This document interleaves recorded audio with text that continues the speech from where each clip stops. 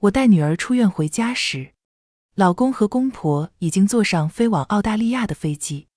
老公打着电话，耐心地一遍遍叮嘱我产后注意事项，免得落下月子病。坐月子赋予女人第二次生命的机会，你要注意不要吹风，不要碰冷水，伤口也要勤消毒，吃饭要少油少盐，保持清淡。我爸妈没出过国，我看有10几天陪产假，就带他们逛逛。你懂事点，不要闹哈。我乖巧地应下，扭头就把离婚协议的电子版发给他。老公不可置信地质问我，你不是答应我不闹的吗？我冷笑，闹？我现在是不要你了。嘿，朋友，不管你现在是在挤地铁、等咖啡，还是刚放下手头的事想偷个闲，别着急划走。今天的一页故事，刚好能填满你这几分钟的碎片时光。喜欢我的朋友，欢迎点击订阅分享。那我们故事开始。老公冯向荣觉得我在说气话，软了语气就开始劝我，老婆你别瞎说这样的话，你们母女正是需要我的时候，我怎么会跟你离婚？我就是看你做蜜月攻略很详细，又正巧我妈想看袋鼠，我才带他们来的。好啦，脾气闹过就算了，你还是要乖乖听我话，照顾好自己，知道么？我死死地捏着手机不说话。我生完孩子刚出院，正虚弱，需要人照顾。公婆不在家就算了，他是孩子的爸也跟着走了，像话吗？所有的话都哽在了喉咙，眼泪模糊了我的双眼，耳边突然听见有孩子的哭声。我摇了摇怀里的女儿，这才发现不是我女儿在哭。我抱着女儿去了房间，一眼就看见了2个月大的冯耀祖躺在我床中央哭。这瞬间我觉得天都塌了。我抱着手机不可置信地反问，冯向荣，你还是个人吗？你们出去玩，留下我一个人在家照顾2个孩子，我们女儿才刚出生，耀祖还那么小，我一个月子婆怎么可能照顾得过来？冯耀祖是我婆婆孙文翠2个月前生下的小儿子，她和公公瞒着我们夫妻怀孕的事情，直到把孩子生出来才给我们打电话。那时候我肚子也有8个月了，没有办法，我们夫妻俩只能接受这个事实，搬回来和公婆一起住。公婆年纪大，根本没有精力照顾孩子，冯向荣也忙住工作，时常不在家，我只能提前请产假，挺着孕肚忙上忙下去照顾一家大小。好不容易等她生完，做完42天月子，虽然没有想过我生的时候要她帮衬，但至少不是现在这种情况。冯向荣没有说话，孙文翠倒是在一旁阴阳怪气地开口，反正你有那么多产假都是在家带孩子，多带一个又有什么关系？我可警告你，母乳要先紧着耀祖吃，他不吃了你再给那赔钱货吃。还有每天拍不少于10个耀祖的视频发上群，要给我优先照顾好耀祖。我走之前耀祖有15斤重，要是我回去后他轻了1斤，我都把你皮剥了。公公也在一旁附和，要我多上点心，照顾好冯耀祖。我整颗心都如坠冰窟，连质问的力气都没有。我千辛万苦生下的女儿，在他们眼里只是个赔钱货。作为爸爸的冯向荣听见了，甚至都没有任何阻拦的意思。最后是冯向荣说飞机要降落，准备转机，这才挂断了电话。我看着面前2个稚嫩的婴儿，失控地坐在冰冷地上崩溃大哭，也不知道哭了多久，耳边是2个孩子的嚎嚎大哭。我回过神来，给2个孩子又是冲奶又是换尿片。等他们睡着之后，我浑身疲惫，准备休息时，手机咚咚咚的不停响。婆婆孙文翠在群里艾特我，要我发冯耀祖的视频上群，还要附上详细的吃奶作息时间。谁知等了好久我都没反应，冯向荣就劝他耐心等等，毕竟我一个人照顾2个孩子，哪有那么多时间看手机。孙文翠可不管这些，看我不吭声，就疯狂地开始给我发信息打电话。我现在心里烦着，索性将手机静音扔在了桌面上。刚合上眼睛，门铃就响了起来，我只能认命地从床上爬起去开门。门外站住的2个员警一见我就出示了证件。有人报警说你虐童，所以我们特地过来看看孩子，麻烦你配合一下。确定孩子没有问题的话，我们就会离开。不用想都知道，肯定是我婆婆孙文翠报的警。接连的刺激，再加上没有休息好，我在远景面前当场就哭出声来了。我抽抽噎噎但咬字清晰将冯向荣一家将我丢下的事情说了一遍，又崩溃地向远景诉苦我还在坐月子，但是要自己照顾2个孩子多辛苦。现在正是饭点，很多邻居都捧着饭碗出来看戏。听闻我的遭遇，一些气愤的邻居当场就骂出声来了。远景确定2个孩子是安全的，当即就打电话教育了孙文翠一读，让他们赶紧回家来。孙文翠嘴上答应的好好，前脚远景把电话挂断，后脚我的手机就响起来。我接通后直接外放声音，孙文翠尖酸刻薄的声音立马就从手机里传出来。我当初生完向荣就下地干活，你生个赔钱货矫情什么？有你一口吃就不错了，你嫁了进来就是我家保姆，敢不听话我就让向荣把你休掉。什么玩意还敢让远景来教训我？等我回来就让你和赔钱货一起滚。冯向荣在一旁劝着，老婆你体谅体谅妈，他就是想出来散散心而已。我低着头装作擦眼泪没有说话。一旁的远景皱着眉头严肃地又把孙文翠训斥了一读，明确他还是这样的话要送他去喝喝茶。这下子把孙文翠吓到了，连忙挂了电话就不敢再打过来，反正就是只字未提回来的事情。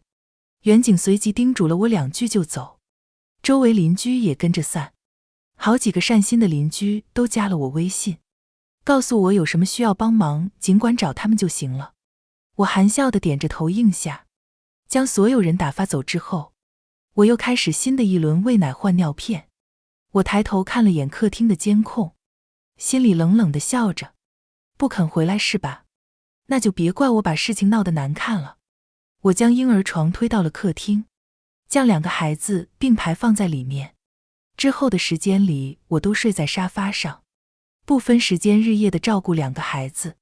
有时候孩子哭闹得厉害，我连上厕所的时间都没有，别说做饭吃或者注意个人卫生了。终于半个月后我熬不住了，给孩子换完尿片一挺腰时，一阵天旋地转地倒在地上。我咬牙强忍着身体不适爬出了家门求救。一个买菜路过的邻居发现了我，慌张地给我打了急救电话。我知道这事成了，松了口气，彻底晕过去了。等我醒来的时候，人已经在医院了。爸妈一人抱一个孩子守在我床边，我妈心疼地看着我，话里话外都埋怨冯家这件事做得太过分。冯向荣是死人吗？他怎么敢让你一个人在家照顾2个孩子？还有孙文翠那不要脸的，几十岁还生个拖油瓶出来，都不嫌丢脸。我妈气愤地将平家人挨个骂了个狗血淋头。我淡定地掏出了手机，将云盘的监控录影全部下载到手机。问了律师，确定这种情况只能协商离婚，才收回了手机。我妈终于骂痛快了，跟我商量要帮我照顾孩子。我拒绝了我妈的提议，大手一挥，直接联系了月子中心，订了个至尊套餐。等出院了就直接过去那边。我还私人定制了全套的产后保养，务必要将前半个月的亏损全部补回来。这一下子直接就把冯向荣的2张信用卡刷爆了。估计是国外资讯有些延迟，大概1个小时后，冯向荣的电话才打了进来。一接通，又是孙文翠的声音，嚷嚷着我生个赔钱货不知悔改，还敢乱花冯向荣的钱。我直接一句话就对过去，关你屁事。挂断电话后就拉黑了冯家人的电话号码。接下来的日子，我专心地调理身体，做产后保养。就算出了月子中心，也花大价钱请了2个金牌月嫂住家。而那2个孩子在所有人的悉心照顾下，变得白白嫩嫩的。产后50天，冯家人终于舍得从国外回来了。孙文翠一丢下行李，就从月嫂手里抢过冯耀祖。上下检查了一番，确定他没事后，就想动手打我。贱人，谁准你用我儿子的钱？以后向荣的钱都是我们耀祖的，你没资格用。让你在家照顾孩子，这么点事都做不好，我看你根本就不配做冯家的儿媳妇。你现在就这2个月嫂赶走，以后耀祖就是你负责照顾，至于那赔钱货丢一边就是了。我弯腰就躲开他的手，快速地过去将女儿抱在自己的怀里。我微微扬了扬下巴，不用月嫂也可以，谁生的谁带。妈，现在你既然回来了，那你的儿子我就还给你了。冯向荣不赞同地插嘴，妈年纪大哪里能照顾得过来，我们还年轻，能帮就帮。我甩手就把离婚协议拍在他的怀里，差点忘记收拾你了，快把协议签，明天去办手续。我要和你离婚。冯向荣没好气地将协议丢在垃圾桶里面。他将2个月嫂辞退后，转身皱着眉头看着我。我都说我不会跟你离婚的，女儿还这么小，怎么可以没有爸爸？兰兰，你能不能别闹了？从生完孩子你就开始各种做，这真的令人觉得很烦很累。不就是带2个孩子而已，谁家生了孩子不用带的？你也花我那么多钱，这件事就过去了。以后耀祖还是你来带，他都跟你熟了，你带就更加合适了。嘿，人无语到极点的时候，真的是无话可说的。我抱着女儿丢下一句我会让律师联系你，就回去房间里面了。刚开始我还能在房间听见孙文翠在外面又哭又闹的声音，后来我专注带娃就没有听仔细了。晚上冯向荣回房间来睡觉，我直接占了整一张床让他睡地板去。半夜迷迷糊糊时候，我感觉有人在掀我的衣服，我以为是冯向荣对我动手动脚，便翻身推开他，谁知那人不依不饶地继续扯我衣服。这下子我真的恼火了，直接就一巴掌过去。身高不对，我也莫打中脸，只是到了头。我瞬间惊醒地坐了起来，满脸厌恶地看着抱着孩子站在我面前的孙文翠。孙文翠也不计较我脸上的表情，将冯耀祖让我怀里一塞后，连声催促我赶紧给他喂母乳。耀祖已经4个小时没有吃过奶，他肯定肚子饿了。我一把老骨头根本就没办法照顾，所以耀祖今晚就在你这儿睡了。吃完奶换完尿片，你就去厨房给我炒2个菜当宵夜吃。照顾孩子太辛苦，我都饿了。说完他转身就走，明显就是要当甩手掌柜。我直接跳下床跑上前拦住他，想要将冯耀祖重新塞回他的怀里。我说了，谁生的谁带，我不会再帮你照顾冯耀祖的。孙文翠躲避得飞快，她小跑到床边捞起我女儿夹在了腋下。行了，你安心带好耀祖，至于这个赔钱货跟着我就行了。一会儿睡觉我把他塞床底下，等明儿你过去给他喂2口奶，饿不死就行了。我生向荣那时候赔钱货是要溺死在尿盆里面的，现在我能给你照顾已经是天大的恩赐了。这样的姿势抱孩子根本就不舒服。我女儿哇的一下哭出声来了，我一手将冯耀祖扔在床上，就去抢回我女儿。冯耀祖当即就大哭起来，孙文翠心疼坏了，抱起冯耀祖就开始跟我闹。我只顾着哄受惊哭闹的女儿，并没有去理会她。在地上装死的冯向荣终于被吵醒了，立孝子人设张嘴就怪我顶撞了孙文翠。耀祖是男孩吃得多，你就先喂了他，剩下的再喂女儿。就这么点小事，你至于大半夜和我妈吵起来？要是邻居听见了得多丢脸。这件事我就做主了，2个孩子都由你来带。行了，都去睡觉吧。婆婆将冯耀祖重新放回我床上，得意地走了出去。冯向荣揉着额头催着我快点哄孩子，他要睡觉。我板着一张脸，一手抓起冯耀祖丢在冯向荣的怀里，冷声就让他滚。我的母乳只喂给我女儿，别人的儿子跟我没有半毛钱关系。现在是我和我女儿要睡觉，你们全部都给我滚出去！我直接将冯向荣他们全部赶了出去。然后将房门反锁了。反正孙文翠房间奶瓶尿片都齐全，饿不死冯耀祖的。孙文翠在房间外头一直骂我，也当作没听见。喂饱了女儿后，我也跟着睡过去了。睁眼就是天亮，看着身旁软萌的小闺女，我没有忍住，亲了又亲。一打开房门，我就看见了孙文翠顶着一双黑眼圈，怨恨地看着我。她这次学聪明了，一句话都莫说，直接在冯耀祖放在婴儿床上就走，赌的就是我心软会主动照顾冯耀祖。我冷笑2声，掏出手机直接打了个电话。没多久，被辞退的2个月嫂又回来了，2个各自照顾1个孩子。我收拾了一番，戴上了墨镜就出门去。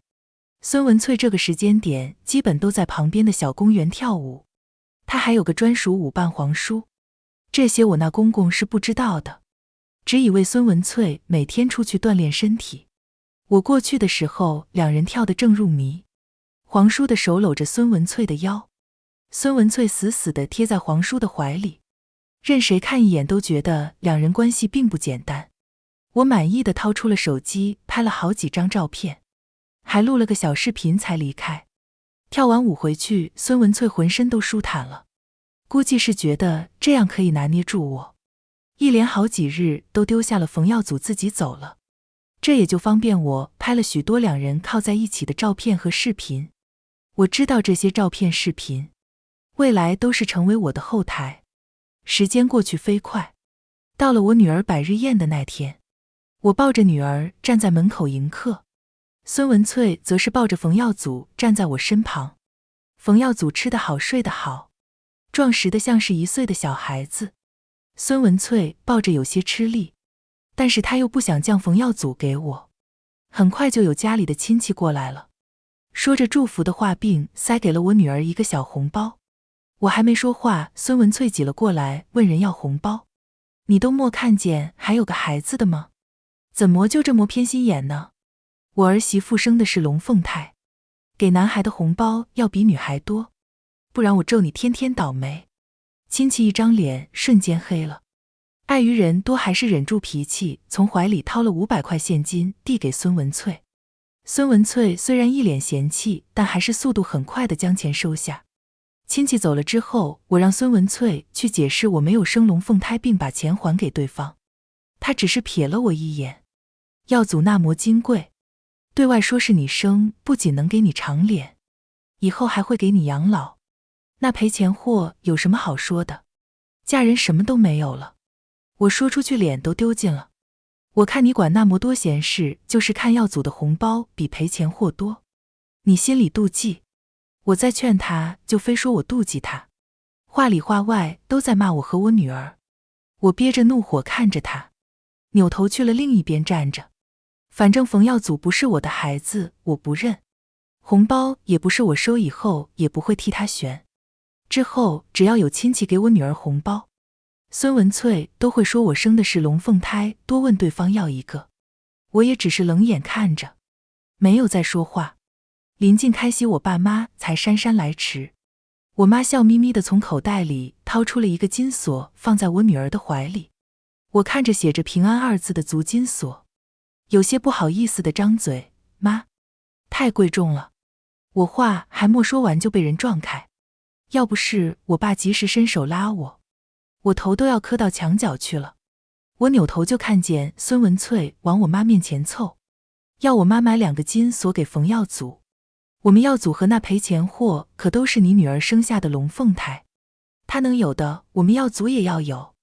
你是孩子的外婆，不能单单偏心给那赔钱货。我们耀祖以后才是继承你们财产的人，要想耀祖叫你们一声外公外婆，你们每个月都得给他1万的零花钱。我妈震惊地看着他，直接骂他想钱想疯了。孙文翠不管他说什么，非说2个孩子就是龙凤胎，要我爸妈给钱给金子。冯向荣听到我们争吵，跑了出来劝架。孙文翠一看人多就来劲了，掏出户口本大喊，我有证据证明他们就是龙凤胎。他翻开了耀祖和我女儿的那一页给大家看，我也伸头去看了一眼后，抬手就给了冯向荣一巴掌。冯向荣，你根本不配当爸爸，我要跟你离婚。连我爸妈也黑着一张脸，当场跟冯向荣动起手来，场面一下子变得混乱起来了。我瞪圆了一双眼睛，扯着冯向荣的领口，大声质问：这件事你知不知情？是不是你提出来的？是不是你去办的？冯向荣低着头，目光闪烁。我妈说，反正你都决定不生了，那就把药祖记下我们名下，好传宗接代。反正都是跟我姓，也是一个户口，身份是弟弟是儿子也差不多的，就这点小事别闹了。那么多亲戚朋友看着多丢脸。丢脸？他们冯家还有什么脸？所以这件事冯向荣也是知情的。我让我妈抱过我女儿，一手抢过孙文翠手里的户口本，指着上头我女儿的名字，厉声质问：你当哥的养个这么小的弟弟，当儿子养就当儿子养，我体谅你，可我女儿有什么错？她也是你女儿，是你亲骨肉，你就给她取了这个名字，她叫冯耀祖，我女儿就冯邦祖，合著我们母女都是你冯家的血包不成？我爸妈站在我身后，也气愤地骂着冯向荣。冯向荣倒是想解释，一旁的孙文翠却翻了个白眼，插嘴道：我就要他叫邦祖，本来就是为了给耀祖换彩礼钱的玩意，真当成宝贝了。我们耀祖是男孩，才是冯家的宝贝，等赔钱货长大就跟在耀祖身边伺候，等18岁一到，我就把那赔钱货嫁出去，给我们耀祖买个别墅娶媳妇。我是真的没有办法再忍了，扭头就扇了孙文翠一巴掌。老钱婆，你脑子是被使糊了吗？都什么年代还重男轻女？你怎么不把名字改成托祖成祖爱祖？敢搞我女儿，我看你就是想死。我把话撂这儿了，以后我女儿跟你们冯家没有半点关系。我对冯向荣彻底失望，带上爸妈转身就走。我娘家那边的亲戚没有逗留，我们一走他们就走了。冯向荣想挽留我，但是孙文翠拽着他的手不肯松。后续怎么样我不知道，我让爸妈带我女儿先回家。我扭头回了冯家收拾行李，辛苦了好几个小时，连着我女儿的东西林林总总，我收拾出了3大箱子。我刚打完搬运公司的电话，冯向荣就给我发信息，让我过去结算百日宴的尾款。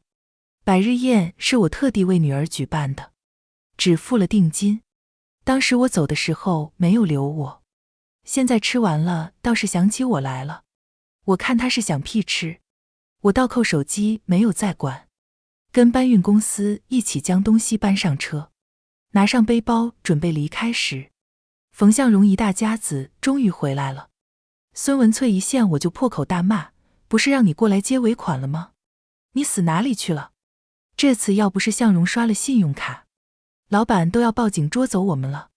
我不管，你现在就赔我10万，不然就别怪我不客气了。我懒得跟他废话那么多，扭头对冯向荣下最后的通牒：要么我们俩离婚，要么冯耀祖画出他的户口本，女儿改名字。孙文翠双眼发亮的命令冯向荣让我滚，他带着个拖油瓶，还是个二手货，以后不会有男人要他的。向荣不怕，你就答应跟他离婚，给他点颜色看看，等以后没人要了他就后悔了，到时候就算他求着也别让他进门。冯向荣犹犹豫豫的沉默，却又说明白了他的态度。事到如今没有好说的，我让他明天早上9点半去民政局办手续，然后毫不犹豫地转身离开。一坐上滴滴车，我就打开了冯家的监控。冯向荣并不想和我离婚，一直在劝孙文翠不要总跟我吵架，又问了孙文翠要户口本。孙文翠将户口本捂着严严实实的，任凭冯向荣说什么都不给。问了好几次都要不到户口本，冯向荣只能作罢。晚上孙文翠借口说起不了夜，就把冯耀祖给了冯向荣带。冯向荣没有熬过夜带孩子，带了半夜就受不了，让孙文翠起来带，两人轮流带到天亮后。冯向荣顶着一双黑眼圈去上班了。公公也大一早就走了，家里只剩下孙文翠一人照顾孩子。黄叔早早就给他打电话，要他下去跳舞。孙文翠不想拒绝，又丢不下孩子，只能在家急得团团转。我心里骂了一句活该，随后关掉了手机，就去了吃早餐。我爸抱着我女儿，我妈则是在厨房煮我爱吃的鸡蛋面，鸡蛋味从厨房开始飘散出来。我突然觉得这就是幸福的具象化，我爱的人和爱我的人，还有一个家。我欢欢喜喜地吃完面，打算再续上一碗时，门铃响了起来，我爸妈都腾不出手，我就主动地去打开了大门。门外并没有站人，只有一个婴儿被人丢在了我家门口。我靠近一看，不出意外，地上那一坨就是冯耀祖。孙文翠为了能和黄叔约会，直接就把冯耀祖丢在我家门口了。这是吃准我会像之前一样，舍不得孩子，只能接过来照顾。我骂了一句脏话，掏出手机直接就报警，说有人遗弃孩子。远警的速度很快，核实过情况后，直接就把孙文翠带了过来，要求他把孩子带回去，不然就是犯了遗弃罪，要进去喝茶的，晚上不能睡，白天不能出去玩。孙文翠已经被折磨得崩溃了，当场大吵大闹，说冯耀祖是我生的孩子，我才是犯遗弃罪的人。他还随身掏出了户口本，证实冯耀祖就是我儿子。远警面面相觑，张嘴就要开导我调解这件事。我直接点开手机里面亲子鉴定的电子版，指着上面写着毫无干系4个大字，跟远警澄清，我只生了一个女儿，如果你们不信，可以去医院调取我孕期的档案，我这里还有亲子鉴定结果，可以证明我和冯耀祖并非母子关系，而且我门口的监控拍到了这个人将孩子丢我门口就走了，我相信这完全可以定罪了。孙文翠瞬间慌了，惨白一张脸就过来抢我手机。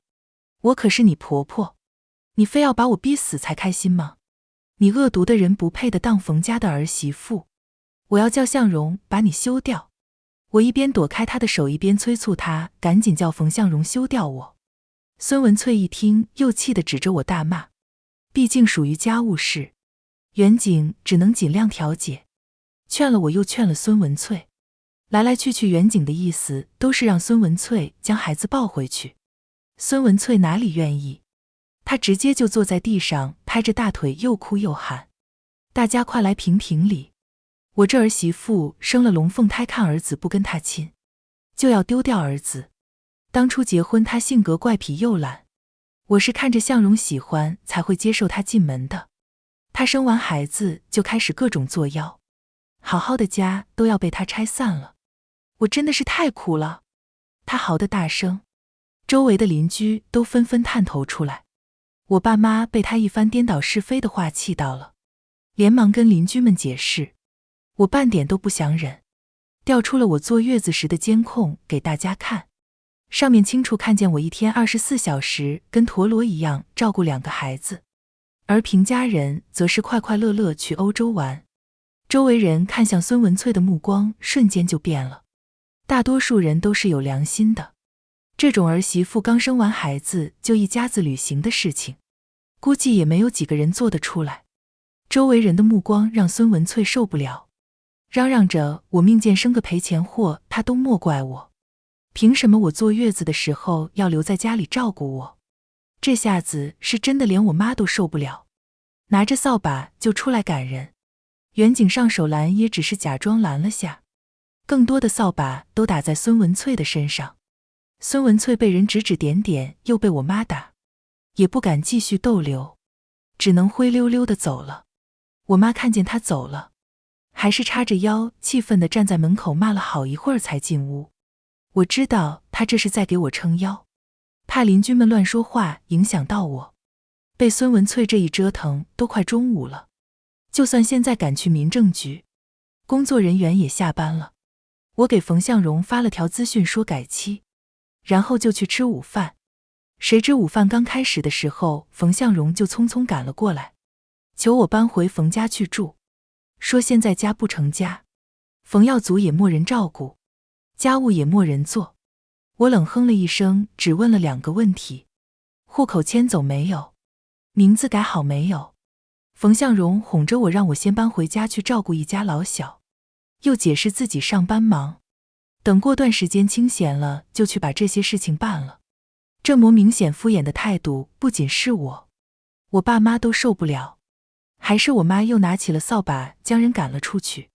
晚上冯向荣还托了亲戚跟我带话，他白天上班，晚上带孩子，实在是太苦太累了。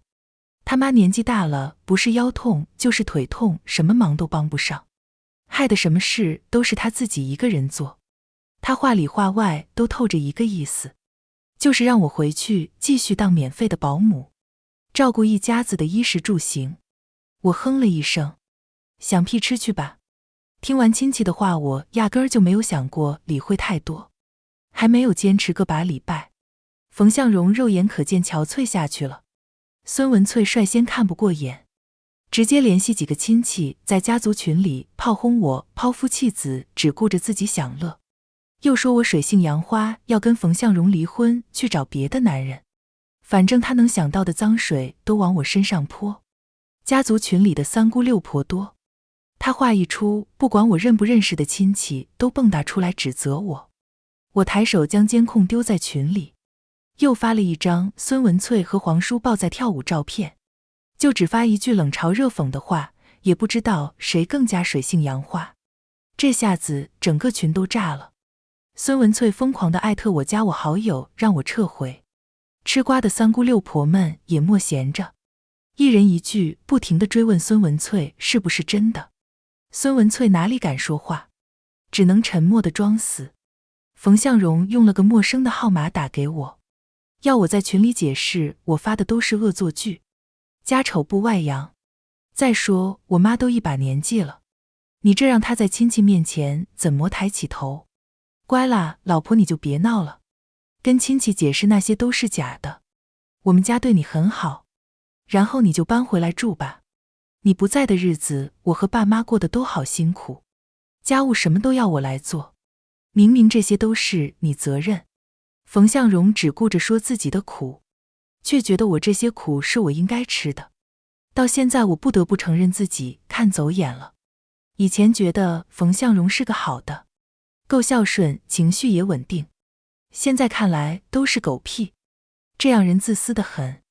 我觉得跟他默2句好话可以说，正准备挂掉电话的时候，却突然听见了手机那边传来娇滴滴的女人声音：荣哥，你快来帮帮我，我打不开奶瓶盖了。我低声问冯向荣谁在说话，冯向荣跟我解释家里忙不过来，只能找个保姆过来照顾冯耀祖。他话还没有说完，那保姆又娇滴滴的催促：荣哥，你怎么还不来？小宝都要饿哭了。冯向荣着急的跟我扯了2句，就把电话挂断了。我连忙打开律师的微信，确定只要我有冯向荣出轨的证据，他就有很大机会净身出户后。我连夜跟我爸妈商量了一番，确定过2天就暂时搬回冯家去住。虽然监控可以看到冯家的情况，但是监控也不是360度无死角的，要想拿到最合适的证据，只能先委屈自己了。我将冯向荣的号码从黑名单里面拉出来，告诉他过2天我就搬回去。冯向荣以为我妥协了，第2天一下班就殷勤地过来帮我搬行李。我指挥他将行李箱搬上车后，一拉开后座车门，就看见一个穿着低胸装的女人抱着冯耀祖坐在了里面。冯向荣跟我介绍她是新招的保姆何晶晶。何晶晶甜甜地笑着，像是女主人一样招呼我赶紧上车回家，免得我和女儿在外头受累。原本搬回来就是为了捉他们把柄的，所以我对何晶晶也没有好脸色。上车之后就没有再说过话了。何晶晶为了彰显她和冯向荣之间的亲密，时不时就跟他搭话，一路上2人都有说有笑的，比我更像是一家人。我收敛下所有情绪，下了车，重新住回冯家原来的房间。我打听过何晶晶的底细，前夫家暴害她小产，她受不了就用净身出户来换取自由，听着倒像是个好姑娘的，但做的事情就有些寒碜人了。我搬回去住后，免不得跟冯向荣有接触，只要我一跟他说话，何晶晶就瞪着我。冯向荣一过来抱女儿，他准会抱着冯耀祖过来责怪我带女儿莫他带得好。好几次大晚上的，我都看见他穿着一条吊带连衣裙出来倒水喝。要说没有目的，那是假的。有了何晶晶帮忙后，孙文翠就闲下来了，整天都要往外跑。最近几次还反过来问冯向荣要钱。冯向荣对他妈一向大方，只要孙文翠一开口，多少都会给。我看见何晶晶在听见了孙文翠钱到账的声音后，一双眼睛充满贪婪。我突然知道自己该用什么办法来促进他们的感情了。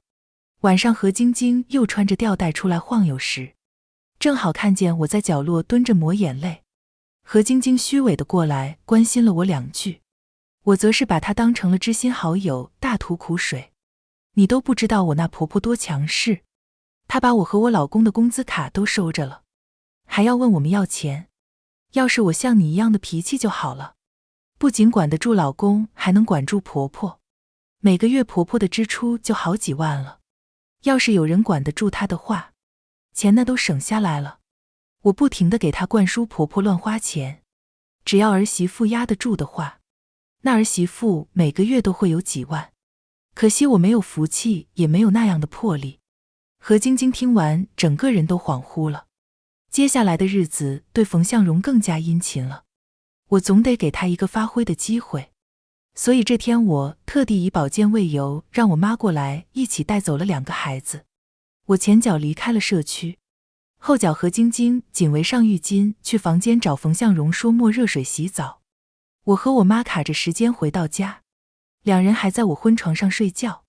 我举起手机确定全程录影后，就去踹醒冯向荣。他估计莫想到自己这么快就被我捉奸，慌张地跪在了地上认错。老婆，我可以解释的，我只是犯了全天下男人都会犯的错误，你就原谅我这次，我以后一定会好好对你们母女俩，我真的只错这一次而已。冯向荣说再多鬼话我都不想听，捏着手机要他净身出户，不然我就把这视频发群里，甚至发到他公司领导的邮箱上。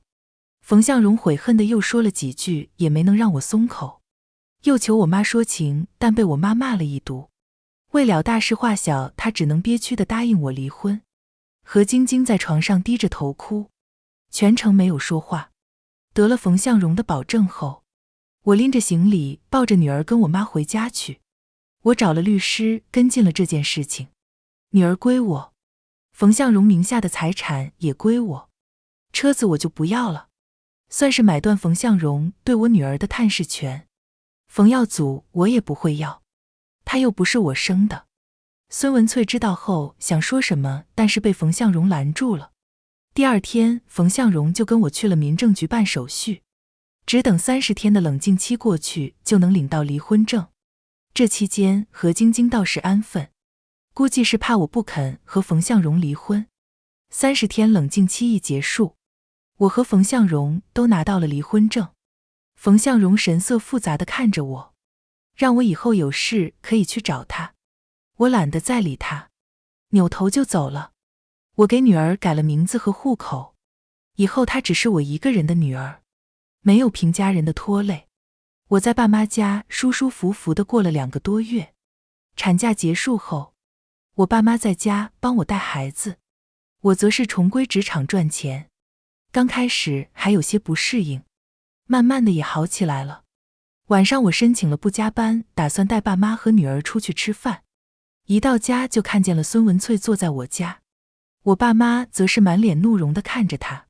孙文翠一见我就把冯耀祖递给我，求我把冯耀祖留在我家，让我爸妈一起照顾。家里的那个贱货怀孕了，她非要我把耀祖送走。可耀祖是我的心头肉，反正你爸妈都是帮你照顾你女儿，多耀祖一个不是正好？她在你这儿我也放心。现在何晶晶那贱货仗着怀孕把家里的钱都拿住了，可怜我耀祖只能喝点白粥，连奶粉都吃不起。思来想去，还是兰兰你好，也就是我那儿子鬼迷心窍要跟你离婚。从孙文翠的絮絮叨叨中，我知道了何晶晶怀上了，去验过还是个儿子。何晶晶瞬间神气起来了，吵闹着要将冯耀祖还给我，又控制住了冯向荣所有钱。这下子可折腾死孙文翠了，又不敢说冯耀祖其实是他的儿子，手里又没钱出去潇洒。偏生冯向荣两父子因为何晶晶的肚子劝他各种忍让。冯耀祖这年纪慢慢会爬会走，精力也开始旺盛。孙文翠年纪大，体力跟不上，每天都累得他腰酸背痛。这不，带孩子这么辛苦的活，他又想起我来了。我直接就拒绝了他，将他和冯耀祖都赶了出去。笑话，我和冯向荣都离婚了，他们家就算天塌了都跟我没关系。孙文翠站在门口恶狠狠地看了我一眼，转身就走。后面孙文翠又来闹了2次，都被我爸妈赶了出去。晚上我加班忙专案的时候，我妈给我打了个电话，慌张地跟我说囡囡不见了。我一边安抚她，一边匆忙往家里赶去。我妈说她晚上跟囡囡去楼下散步，转弯就被人往脸上撒了一把沙子。等她回过神来的时候，婴儿车里的囡囡已经不见了。我当即就报警，让远警调取附近的监控。因为天色已晚，再加上那人戴着口罩和帽子，所以远警也不能确认那人身份。但是一眼就身影就是孙文翠。我给冯向荣打了电话，接通却是何晶晶的声音。事态紧急，我将事情跟何晶晶说了，让她叫冯向荣把孙文翠找出来。何晶晶却嗤笑了一声，没想到那老太婆终于干了一件人事了。要我说，最好就是那2个小杂种一起死了，这样我肚子里的就是冯家的独苗苗了。那老太婆一把年纪还学人生2胎，真够恶心的，赶紧全部都去死。要是那2个小杂种没死，回来我都把他们毒死。冯家的财产都是我儿子的，这女人真够不可理喻的。我懒得再废话，直接就挂断了电话。好在远警经过排查后，终于确定了孙文翠离开的路线。我跟着远警连忙赶了过去，终于才桥上堵住了孙文翠。我直接跪在地上求孙文翠放过我女儿，她开什么条件我都答应。孙文翠脸上写满了狠毒，她将我女儿高高举起，声音尖锐地笑着，只要这赔钱货死了，我们耀祖就是你唯一的孩子，你就得照顾他。兰兰，我也是为你着想，养儿子总比养女儿好，女儿都是讨债的垃圾，所以为了你，为了耀祖，这赔钱货今儿必须死。说完，他直接将我女儿让桥下扔去。不！我哭喊着，当即也跟着跳了下去。好几个远警跟着一起跳了下去。好在今晚上退潮，河水并不深，几乎是我们一跳下去就把我女儿捞了上来。搂着失而复得的女儿，我崩溃的大哭出声，然后愤怒的过去扇了孙文翠一巴掌。孙文翠人有些疯癫，嚷嚷着我不应该救我女儿，冯耀祖才是最应该继承我们2家财产的人。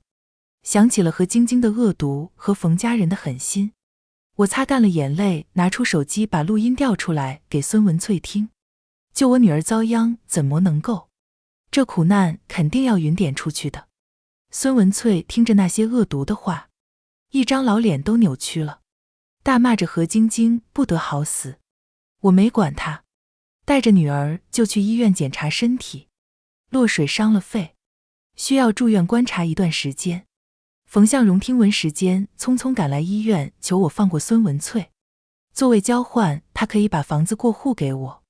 从进门到现在，他都没有看女儿一眼，也没有问女儿伤得严不严重。我心里冰冷一片，笑着答应了下来。冯向荣将房子过户给我后，我才去了警察局签了谅解书。看着被放出来的孙文翠，我将这段时间何晶晶虐待冯耀祖的监控视频回放给他看。何晶晶原本以为冯耀祖是我的儿子，还想着等他和冯向荣结婚了就把儿子丢回给我，后面才知道冯耀祖原来是孙文翠生的，是冯向荣的弟弟。这下子何晶晶对他的态度急剧下转，照顾他也不再上心，不是掐就是捏，一天饿2顿是经常的事情。这下子孙文翠疯了，也不计较我喂食魔会有家里的监控，当即就杀了回家。听说孙文翠一回去就跟何晶晶打了起来，把何晶晶打得小产了。何晶晶想报警，但是被冯向荣劝下来了。何晶晶受不了这样的委屈，在孙文翠下楼的时候推了她一把，孙文翠头撞到了阶梯昏迷，醒来人已经瘫痪在床上动不了。冯向荣没有办法照顾，只能把孙文翠母子都交给了何晶晶。不用想都知道他们的日子不好过。有时候冯向荣被他们烦得厉害，就会跑来找我重婚，打着感情牌要我陪他一起过地下情。我直接呸他一声，将他打了一毒。几次之后，冯向荣不敢再来了。我专注于工作，钱越赚越多，职位越升越高，怀里的小闺女也慢慢长大，未来一片灿烂。如果你喜欢今天的故事，不妨把它分享给身边的人，让一份小温暖变成2份、3份。下一期一页故事，我们还会带来新的一页惊喜，可能是关于梦想，关于陪伴，也可能是关于不期而遇的感动。记得准时来赴约，咱们下期不见不散。